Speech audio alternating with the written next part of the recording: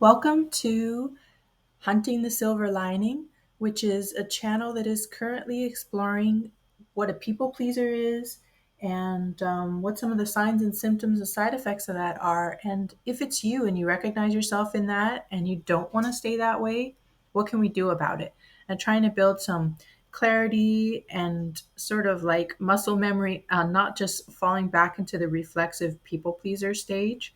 So, this video today is going to be about really kind of why some of us might be people pleasers, and based on my research and personal observation, and also what are the downfalls of it. So we'll get into it. One of the first ones, and I deeply identify with this one, and it's you're people pleasing to be the peacekeeper. You want to keep the peace with difficult or even dangerous people. And for me personally, that stems from my childhood and not wanting to incur the wrath of either of my parents. And so I guess without being conscious of it, I became the type of person that even when it wasn't that type of a threat, even when it was totally unnecessary, even if someone tried to reassure me that everything was fine in my adult life, decades later, I find myself just having a visceral gut reaction of fear of like, well, it's not really explained. It's just something that I feel. And because I feel that and I want to get out from under it as quick as possible, and maybe some other people can relate to that, I'll just start accommodating them and over accommodating them and over peacekeeping. And that's draining. And one of the reasons why I don't think that's good as a long term strategy, although in a moment of duress, do whatever you have to do to survive.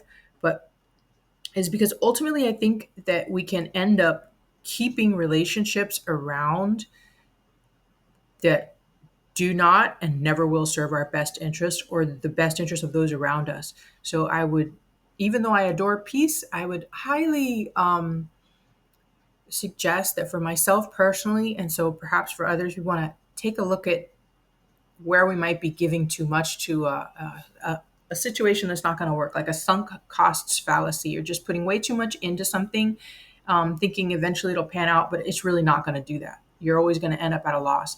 And one of the most common ones for people pleasing is just want to get people to like you.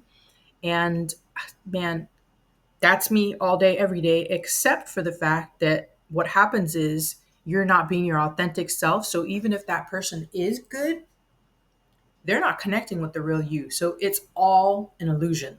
Okay. You want authenticity. If you want to build that center ballast strength that'll keep you from being a people pleaser and keep you from being constantly pulled in infinite directions by the wills and wants of others. So getting people to like you, it is important and it is necessary, but to what degree you do that is the thing that I want to look at for myself. And maybe that would be something you'd like to look at for yourself as well. And the other issue with that is that if you're getting people to like you and they really do like this mask you're presenting to them as a people pleaser, then they don't actually like you. Stings a bit, but take that one for checking and ask yourself, what do you really want? And what would really make you feel strong and balanced internally? So another one, and this is one of the most common ones that's considered, people pleasers are considered to be people with low self-esteem. And this is one I routinely have an issue with because I don't believe I have low self-esteem. I mean, I certainly have insecurities and fears and anxieties, and sometimes really intensely in new situations or when I'm somewhere new with zero support and nothing's coming to save me, definitely. But I think I'm naturally a confident person. So I don't know if it's self esteem so much as self value for myself. Like, I don't think I'm more important than the other person. And that's obviously a tragic flaw because you need to, at the extreme least, be as important as the next person that you're negotiating something with that involves yourself, your energy, your time, your resources, your emotion, your vulnerability, etc. But if you do have low self esteem, which we all have to a degree, some, this is a different, it's you need a different approach if that's actually like really at the forefront for you. And so may you be blessed on that journey and may this somehow give you some strength.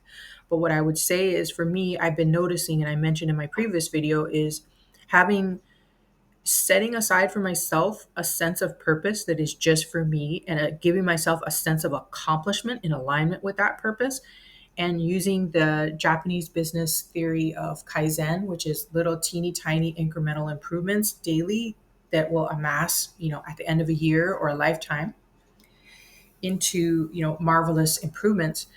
So think on that, and whether that could help you. And another reason why we do people pleasing, and this is also really, really big one for me, because when I was doing my research, I felt like some of this stuff didn't really apply to me, and I wasn't sure if if it applied to others. But this channel is about me growing and evolving and trying to share what I'm figuring out so that I can strengthen it for myself, and God willing, help other people that need a sense of support from someone who understands, not just someone who's talking down to them. So that's what I'm trying to do here, and we'll see how that goes. Let me know what you think. Okay, so this is the next one that I was referring to. Is forging relationships. So you're being a people pleaser because you're trying to create a relationship or maintain a relationship. And man, oh man, I could tell a lot of stories on that. Might have to do a whole series of videos just on that one. The issue with that is that the person only likes you because you're doing everything for them, and the minute you stop, they get angry, and it could actually be dangerous. And that has happened to me multiple times because I am doing everything to make someone so happy, and then when I finally actually reach exhausted capacity and I say no once, doesn't matter if it takes 10 years before that moment comes, the person gets angry, livid, and it feels dangerous. So you don't want to forge relationships and create relationships that aren't reciprocal at a reasonable, healthy sort of seesaw level, just reasonable and healthy. It doesn't have to be exact math, but there's got to be a sense. And unfortunately, I think something that I resisted was you got to test people gently and kindly, okay? And maybe test isn't the nicest word because I don't really care for that word either, but it points to the specific task that you want to do when you're trying to build a healthy relationship with someone. That you have to have reciprocation. Give them an opportunity to do something for you, or say no about something that's genuinely is not a big deal to either one of you, and test their reaction. Really take that for checking. Do they allow for you to have personal sovereignty and autonomy, or are you only in their life because you do everything they want? Okay, so that's one of the biggest things for me where I had some really ugly wake up calls, which led to me having a lot of resentment, and feeling very stressed out, and also confused and shocked at the rage that someone has when you stop doing everything to make them happy and you start saying, "Hey, I'm tired. I can't do that today." Or "I can't pick up that job for you this weekend because it's my only day off and I desperately need rest." If you just want to do something that's just for you and this is the first time you've said that and they respond with rage, that's very bizarre. But it's happened to me more than once, and I realized that I was the common denominator in my discomfort and had to figure it out. And that's what led me on this particular journey with the subject of people pleasing, because I did not view myself as a people pleaser.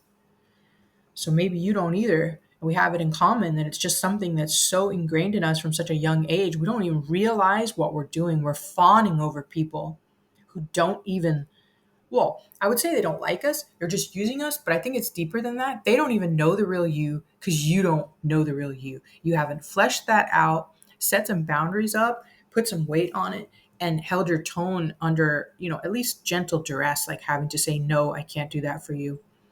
And so as I explore this, I find that just speaking it out loud and sharing it with, you know, whoever might get something out of it, it makes me feel like I'm gaining a clarity that has a greater weight to it than if I just read these things silently and think them silently or write them or sort of sit and ponder on the porch, taking a bit of action and forcing yourself to clarify what you have to say in a public way, gently, only where the listener has interest, then it strengthens. And so I want to make sure that gently, as I explore this subject and any subject, that I'm always sharing things that I'm learning that help me feel a little bit stronger. So hopefully that can translate to you in your own unique way, maybe specifically, or maybe it will sort of be a catalyst for you to think of, apply it in a different manner, but that most benefits your true self, your authentic self in a strong, healthy way. So building boundaries and a sense of purpose helps me.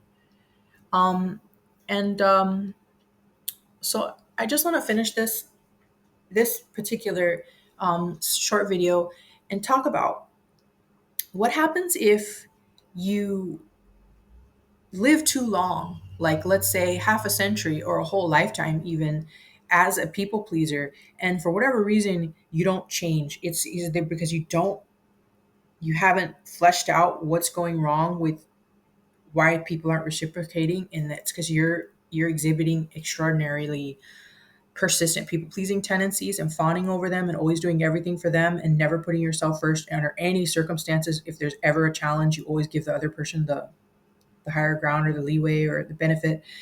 What happens is you're sacrificing.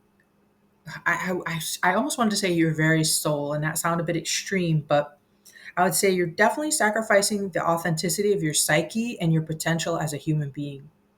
And is that worth it? Is that something you're willing to do for someone who does not reciprocate? For someone who, man, this is really uncomfortable for me to realize, and but the I think that that's what had to happen for me to start growing in this particular genre or sector of my mind, was that these people don't even like me. I love them. I serve them.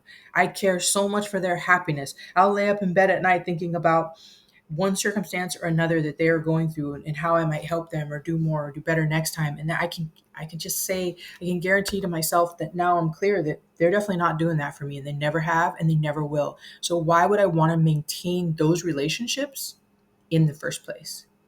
Escape sunk costs fallacy, which is another investment or business term, but I think man, oh man, does it relate to this for me.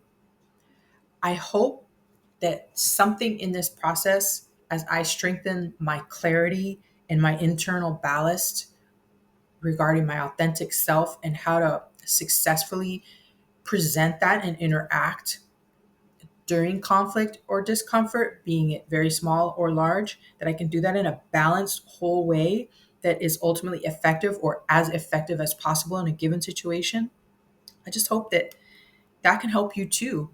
And I really appreciate you being here to listen. And I wish you every good thing on your journey. And thanks for checking out a video from Hunting the Silver Lining, where like my whole goal is just to find that little sliver of goodness in that's, hidden in the mud, as it were.